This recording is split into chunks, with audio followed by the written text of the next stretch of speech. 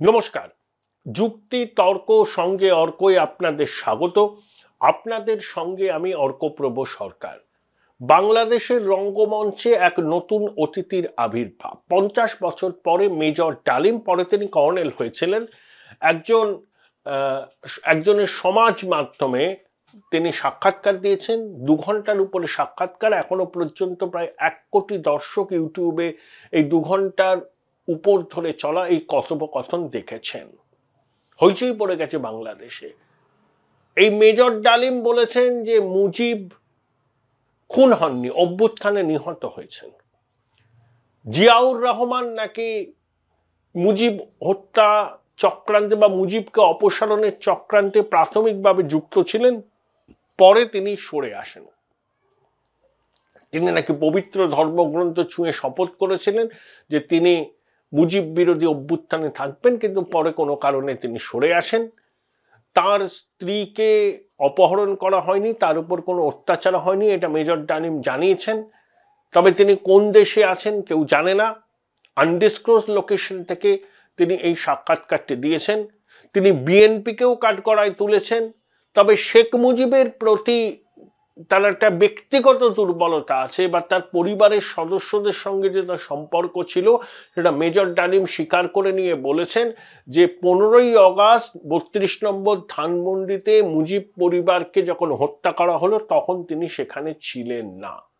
তাহলে হঠাৎ করে মুজিব হত্যার 50 বছর পূর্তিতে মেজর ডালিম হঠাৎ বেসে উঠলেন কেন? তিনি হচ্ছেন ঘোষিত জামাতপন্থী, আর যে ইউটিউবার তার সাক্ষাৎকারটি নিয়েছেন তিনিও জামাতের কিন্তু খুব ঘনিষ্ঠ। তিনি বিএনপিকে আক্রমণ করলেন কেন? বিএনপি এবং জামাতের সম্পর্ক তলানিতে এসে ঠেকেছে।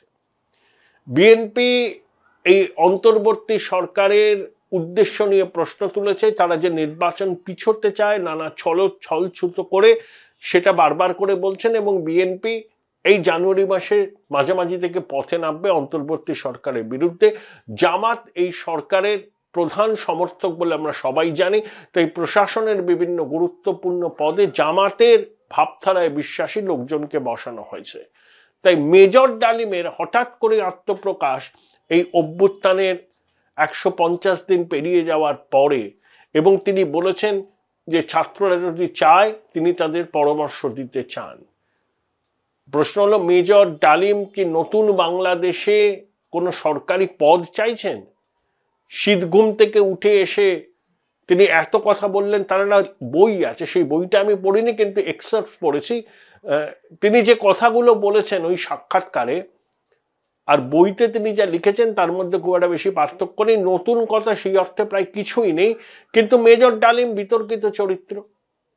ইন্দিরা গান্ধী তাকে স্বাগত জানিয়েছিলেন, তখনই নাকি তিনি বুঝতে পেরেছিলেন ভারত করদ রাজ্য হিসাবে বাংলাদেশকে ট্রিট করবে। ভারত স্বাধীনতার লড়াই লড়ল, বাংলাদেশের মুক্তিবাহিনী লড়েছে, ভারতীয় সেনা তাদের প্রশিক্ষণ দিয়েছে। খান সেনা যখন বাংলাদেশ জুড়ে অত্যাচার করছে, ইন্দিরা গান্ধী সারা বিশ্ব ঘুরে বেরিয়ে খান সেনা এবং পাক শাসকদের এই অত্যাচারের বিরুদ্ধে মত তৈরি করেছিলেন, জনমত। নিক্সন কিসিঙ্গার বঙ্গোপসাগরে 7ম রণতরী পাঠানোর হুমকি দিলেও সেই হুমকি অগ্রাহ্য করে সোভিয়েতের সঙ্গে চুক্তি করে ইন্দিরা গান্ধী বাংলাদেশে পাক সেনাবাহিনীর বিরুদ্ধে লড়াই করেছিলেন। তার পরিণামে বাংলাদেশ স্বাধীন হয়েছে, এবং বাংলাদেশকে আমরা অবশ্যই চাইব বন্ধুত্বপূর্ণ সম্পর্ক থাক। স্বাধীন সার্বভৌম বাংলাদেশের মাটি যেন ভারত বিরোধী কোনো কাজে ব্যবহৃত না হয়, এটা আমরা নিশ্চয়ই চাইব, এটা আমাদের এক্সপেকটেশন। কিন্তু বাংলাদেশকে করদ রাজ্য হিসাবে কখনোই ভারতবর্ষ মনে করেনি, এখনো করে না, ভবিষ্যতেও করবে না। আমাদের একটাই কনসার্ন যে বাংলাদেশের মাটি যেন ভারত বিরোধী কোনো ষড়যন্ত্রের কাজে ব্যবহৃত না হয়। বাংলাদেশ ভারতের উপর বহুলাংশে নির্ভরশীল। বাংলাদেশের মানুষ ঘুম থেকে উঠে যে টুথপেস্ট ব্যবহার করেন সেটাও ভারত থেকে আসে। এই তো এত টানাপোড়েনের মধ্যে 24,000 মেট্রিক টনের বেশি চাল পাঠিয়েছে ভারতবর্ষ। পাইপলাইন দিয়ে গ্যাস যায়, নেপাল থেকে বাংলাদেশ বিদ্যুৎ নেয়, ভারতীয় ভূখণ্ডকে ব্যবহার করে। ঝাড়খণ্ড থেকে আদানির বিদ্যুৎ যায়। বহু নিত্য প্রয়োজনীয় জিনিস এবং বহু বস্ত্রশিল্প সহ অন্যান্য শিল্পের কাঁচা মাল ভারত থেকে যায়। তাই ভারত বাংলাদেশের সম্পর্ক, বাণিজ্যিক সম্পর্ক চিরকাল মসৃণ থাকার পক্ষে আমরা। কিন্তু কিছু লোক যারা নিজেদের রাজনৈতিক স্বার্থ চরিতার্থ করার জন্য এই ভারতীয় আধিপত্যবাদ, ভারত বিরোধী জিগির তোলে, তাদেরকে চিহ্নিত করার সময় এসে গেছে।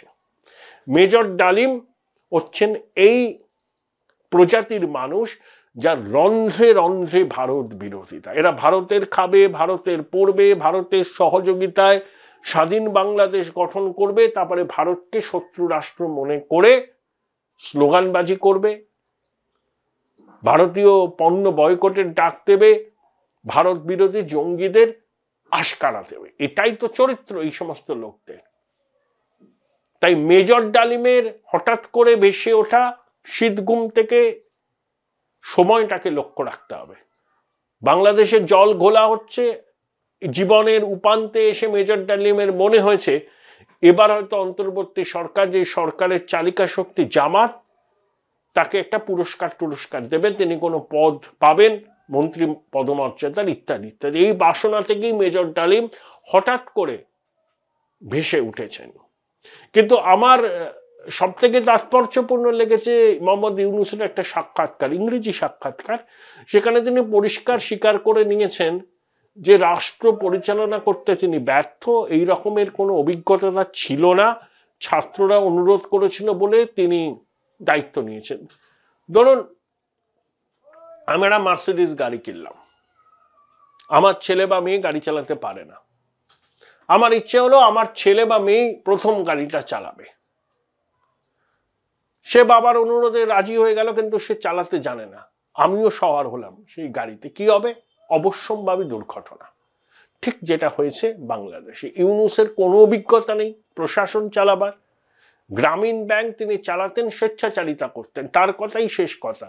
কিন্তু 18 কোটি মানুষের দেশে এভাবে তো চলতে পারে না। তাই নিজেই স্বীকার করে নিচ্ছেন তিনি ব্যর্থ, তিনি পারছেন না। তার উপদেষ্টারাও যে নাদান সেটাও স্বীকার করে নিয়েছেন। তাহলে উপদেষ্টারা যদি নাদান হয়, তাহলে তো আপনি বদলি করছেন না কেন? অন্য লোক আনছেন না কেন? ফ্রেশ ব্লাড আনছেন না কেন? এক্সপিরিয়েন্স লোককে আনছেন না কেন? এইসব প্রশ্নের কোনো জবাব নেই।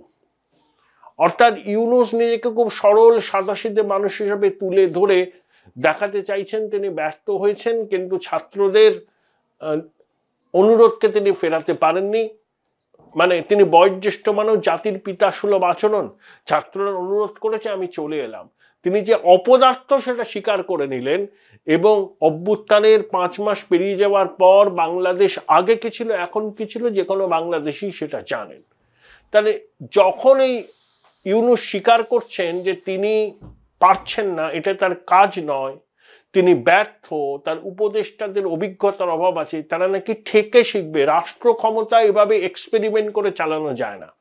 আর 18 কোটি বাংলাদেশের মানুষ কি রাষ্ট্র চালানোর জন্য এই পরীক্ষা নিরীক্ষা যেটা ইউনূস করছেন তাকে সমর্থন করছেন? তার সরকারের না আছে সাংবিধানিক বৈধতা, না আছে মানুষের সমর্থন।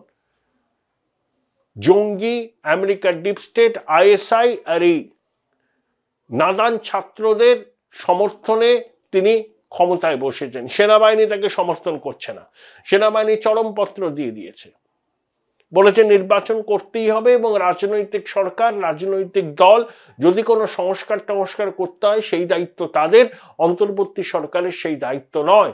এবং ইউনূস যে সর্বক্ষেত্রে ব্যর্থ, সেনাপ্রধান ওয়াকারুজ্জামান সেটা কিন্তু সাক্ষাৎকারে স্পষ্ট করে বলে দিয়েছেন। যখন প্রধান উপদেষ্টা নিজেই স্বীকার করছেন তিনি অপদার্থ, তাহলে ভাই আপনি গদি আঁকড়ে আছেন কেন? আপনার তো অনেক বয়স হয়েছে, আপনার তো টাকা পয়সার অভাব নেই, আপনার পরিচিতিও ভালো, যেখানে ছিলেন সেখানে চলে যান, ভালো করে শান্তিতে কাটান বউ বাচ্চাকে নিয়ে। কেন বাংলাদেশের মানুষের সাড়ে সর্বনাশ করছেন এবং জঙ্গি জেহাদিদের খোলা ছুট দিয়েছেন? তারা বাংলাদেশের মাটিতে থেকে ভারতের বিরুদ্ধে চক্রান্ত করছে, আইএসআই তৎপর হয়ে গেছে, আর বাংলাদেশকে আপনি 30 বছর পিছিয়ে দিলেন। স্বপ্ন দেখিয়েছিলেন যে আপনি হলেন সর্বরোগ ও বিষণ্ণকরণী, আপনি নোবেল পুরস্কার বিজয়ী, আপনি অর্থনীতিবিদ। আরে গ্রামীণ ব্যাংক চালানো, মাইক্রো ফিন্যান্স চালানো এক জিনিস, আর 18 কোটি মানুষের ভাগ্য নিয়ন্ত্রণ হওয়া অন্য জিনিস। তার জন্য লাগে প্রশাসন চালানোর দক্ষতা, অভিজ্ঞতা, ফারসাইটেডনেস এবং মানুষের পালস বোঝার ক্ষমতা। ইউনূস বাংলাদেশের মানুষের সমস্যাটা কি সেটাই জানেন না, তিনি দেশেই থাকতেন না। শেখ হাসিনার উপর তার ব্যক্তিগত আক্রোশ আছে, সেই আক্রোশ মেটানোর জন্য আমেরিকার ডিপ স্টেটের সহায়তায় প্রচুর টাকা পয়সা ছড়িয়ে তিনি জঙ্গি জেহাদিদের রাস্তায় নামিয়েছিলেন। আইএসআই সহায়তা করেছিল, তার বিনিময়ে তিনি পুরস্কার হিসাবে এই পদটি পেয়েছেন। তার এখন একমাত্র লক্ষ্য হচ্ছে সেন্ট মার্টিন দ্বীপকে আমেরিকার হাতে তুলে দিতে পারবেন কিনা তিনি। ডেমোক্র্যাট পজিশনের ডিপ স্টেটের সঙ্গে এটাই ছিল তার চুক্তি। আমার মনে হয় সেটা সফল হবে না।